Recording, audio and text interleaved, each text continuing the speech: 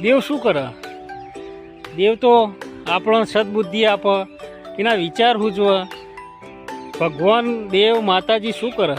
આપણને સદબુદ્ધિ આપે, વિચાર આપે. કોઈ રૂબરૂ આપણા જોડે આગળ આવીને ઊભું ના જાય કા લે હું આવી જઈને આ તારું કામ કરી નાખી, આ રાયડો વાવ્યો તો હું વાઢી કાઢું, હે ખેતી કરી હે તો એમાં હું પોણી વાળ દઉં.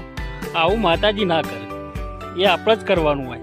પણ જે વિચારો હોય, જે આપણી બુદ્ધિ હ, આપણને સૂચવાળ કે આ વસ્તુ કરવી હે એ કરવાની છે.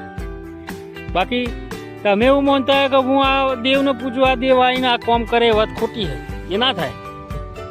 આ મારી સાચી સત્ય હકીકતની વાત કહું.